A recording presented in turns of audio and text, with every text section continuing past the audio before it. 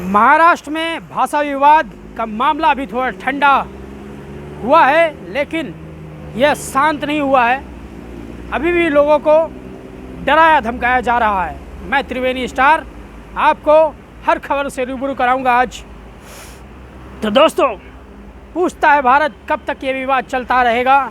कब तक आम जनता पिटती रहेगी ऐसे ही? कब तक ये नेता बयानबाजी करते रहेंगे? क्योंकि इनके पास न काम है न धंधा है। इनके पास सिर्फ बयानबाजी करने के लिए समय है, क्योंकि इनको राजनीति करना है, इनको राजनीति में बने रहना है। आने वाले कुछ ही दिनों में बीएमसी का चुनाव होने वाला है, जिसके लिए इन्होंने ये भाषा विवाद का प्रोपेगेंडा फैलाया है। पूछता है भारत कि ये भाषा विवाद कब तक रुकेगा? अब दूसरे स्टेट में चले जाओ, ये भाषा विवाद महाराष्ट्र से निकलकर यूपी, बिहार, बंगाल, कन्नड़, तेलुगु हर जगह पहुंच चुका है। और इस मामले में एक नया मोड़ आ चुका है कि सभी यूट्यूबर्स जो है एक दूसरे को ट्रोल कर रहे हैं, एक दूसरे को रोस्ट कर रहे हैं। ये तो वही बात हुई कि लाइमलाइट में बने रहने के लिए एक दूसरे को पीटा जाता है, एक दूसरे को लाइमलाइट में बनाए रखने के लिए एक दूसरे पे बयानबाजी की जाती है। सारे नेता भी यही कर रहे हैं।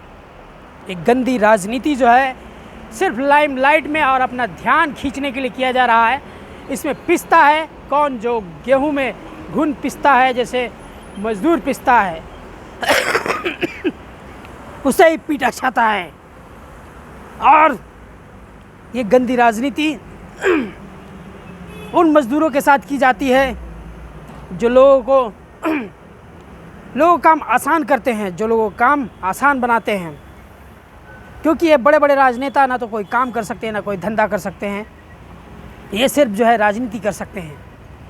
ये गंदी है राजनीति। इन मजदूरों को परेशान करने के लिए किया जाता है। अभी हाल फिलहाल में एक नया मामला आया है। यूपी में एक छांगुर बाबा पकड़ा गया है। जो लव जिहाद का मैटर है, ये उसे जो है भड़काता था, और भड़काने के मामले में यूपी के सीएम ने उसके आवास ठिकाने पे बुलडोज़र चलवाया। कहा जाता है कि लव जिहाद के मामले आगे बढ़ाने में छांगुर बाबा का एक अहम रोल था। विदेशों से उसके अकाउंट में फंडिंग आती थी।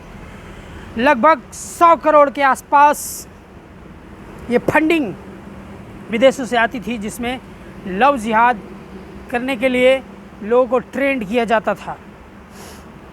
खैर, ये भाषा विवाद, लव जिहाद, ये हर दिन का मामला हो चुका है। क्योंकि लोगों के पास, जिनके पास भी आजकल काम धंधे नहीं हैं, जिनके पास करने को कुछ भी नहीं है, वो इन सब फालतू चीज़ों में अपना समय व्यर्थ करते हैं और लोगों का समय बर्बाद करते हैं। उनको सोचना चाहिए कि हमें क्या मिलेगा। आप लव जिहाद करके जन्नत में जाना चाहते हैं, लेकिन जन्नत में जाने से पहले आपको पहुंचा दिया जाएगा जहाँ हैवान भी नहीं जाना चाहता है। अभी मैं बात करूंगा कि 26/11 के अटैक में यूपी बिहार के कमांडो ने जो है महाराष्ट्र को सेव किया था, यानी कि ताज होटल को बचाया था, सारे आतंकवादियों को एनकाउंटर किया था।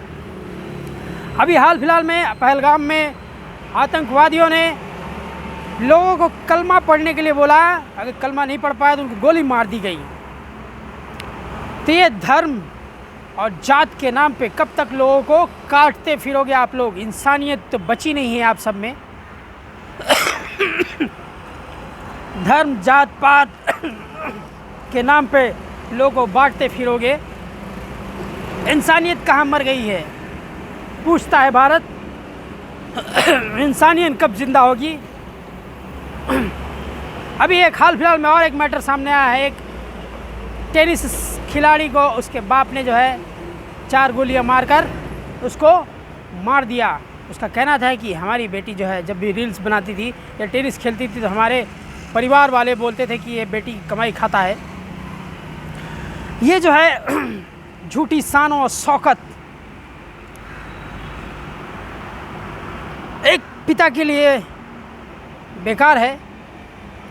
उसको क्या लगता है कि अगर हमारी बेटी बाहर खेलने जा रही है, बाहर रील्स बना रही है, कहीं ना कहीं उसकी इज्जत कम हो जा रही है, समाज में उनकी इज्जत कम हो जाती है। तो ऐसे ऑनर किलिंग वाले जो परिजन हैं, उनकी मानसिक स्थिति बहुत खराब है। सम्मान उनका होता है जिनका कोई संस्कार होता है। तो बने रहिए हमारे साथ। मैं त्रिवेणी स्टार। पूछता है भारत कब तक ये सब चलता रहेगा। यूपी में भी लोग अब पूछने लगे हैं, भोजपुरी बोलोगे तो ही यहाँ रह सकते हो। जो बाहर से लोग पढ़ने गए हैं, जो बाहर से लोग दूसरा अपना काम करने गए, नौकरी करने गए, जिनकी सरकारी नौकरी हुई, उनको भी बोला जा रहा है आप भी भोजपुरी बोल कर दिखाओ। हर राज्य में अगर ऐसा ही चलता रहा तो पूछता है भारत कब तक ऐसे चलता रहेगा। अभी हाल फिलहाल में एक और कंटेंट जो है बहुत ही वायरल झाला है, मैं बता रहा हूँ आपको। एक हमारे सो कॉल्ड एक्टर हैं एजाज खान, वो आजकल बहुत ज़्यादा कंट्रोवर्सी में रहते हैं। वो एक टीवी शो या फिर शो चलाते हैं जिसमें यंग लड़के लड़कियों को कुछ अश्लील हरकतें करने के लिए कहा जाता है, उनको एक टास्क दिया जाता है।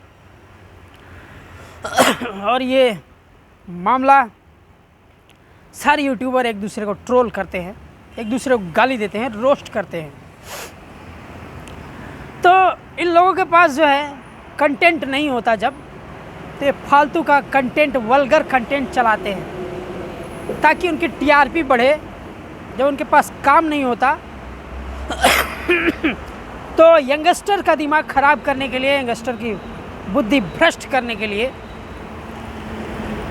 नौजवानों का भविष्य बर्बाद करने के लिए ये इस तरह के कंटेंट चलाते हैं ताकि आजकल के युवा जो है आने वाले 20 साल के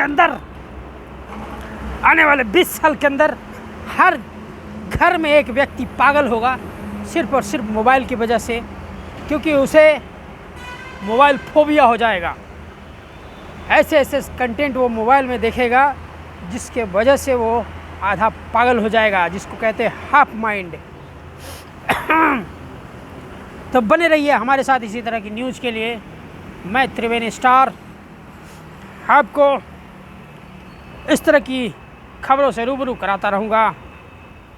पूछता है भारत कब सुधरेगा हमारा हिंदुस्तान, कब सुधरेंगे यहाँ के लोग, कब सुधरेगा हमारा सिस्टम। लोग चुनाव के नाम पे, धर्म के नाम पे, जात के नाम पे बांटते फिरेंगे। लोग अपनी दादागिरी अपने घर तक ही सीमित रखते हैं।